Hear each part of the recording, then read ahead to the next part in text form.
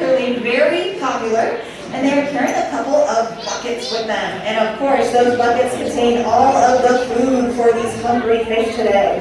We're going to be feeding out a variety of foods for all of our animals in here, and more of that krill that I was talking about before.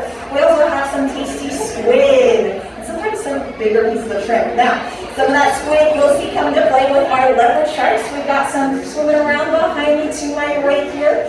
They're going to start getting in the action very soon because they love this food.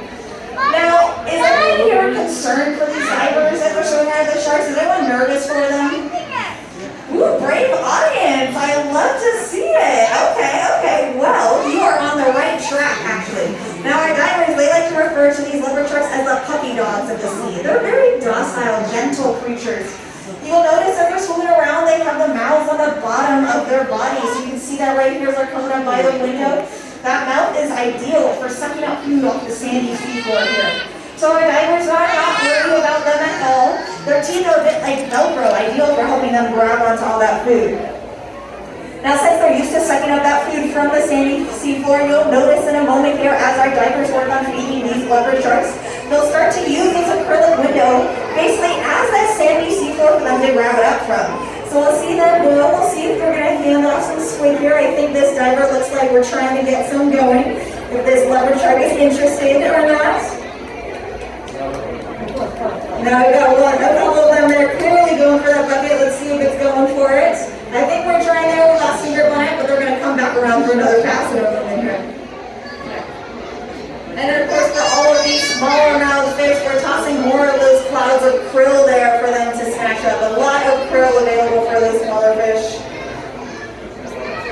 And you can see our diver's got a couple of pieces of squid in their hand. They're going to try and hand it off. There it is. Let's see if we can get some takers from these leopard sharks here. Oh, there's one that just got on the bottom.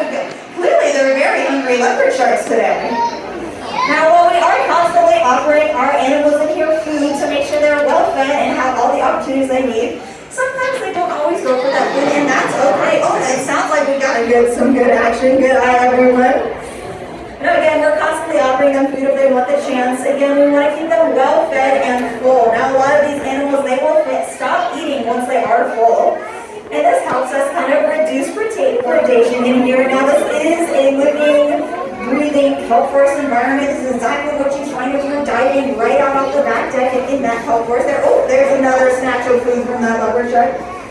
And this means that, of course, there is always that circle of life. Sometimes these animals in here get a little hungry. Oh, there's another nice big piece of squid there. And you can see some of these little anchovies swimming around. It can happen that they are taking their food, but really, it's pretty rare. Again, we keep them well fed, but it's also a matter of ease. Now, if you were handed a chicken sandwich versus being asked to go catch a live chicken yourself, which would you take? Probably the chicken sandwich, right? A little bit easier. Our leopard sharks and the other animals in here feel the same way. So, while we can't say there's no predation, we can say there's low predation.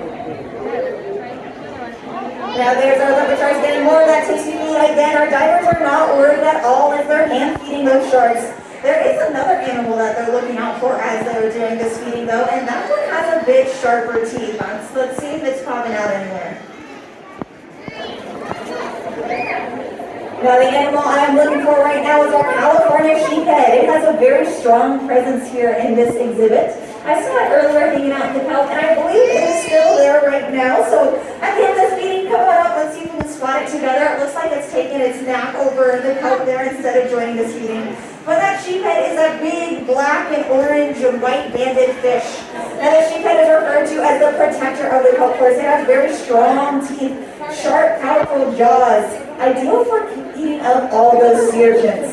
This is why we call it the protector of the kelp forest, because it's able to chomp all of those sea urchins and make sure that they don't decimate this kelp. Now the sea urchins, they love to eat the kelp itself. So, by having those California sheepheads work at eating the sea urchins, we're able to keep this whole ecosystem in balance there.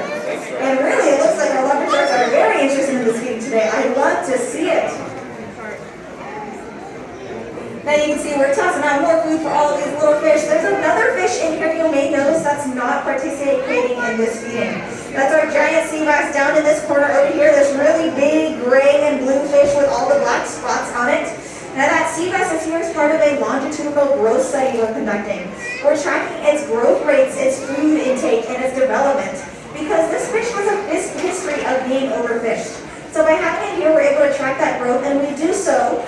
a separate sea bass training session. We've actually trained these sea bass to come to a target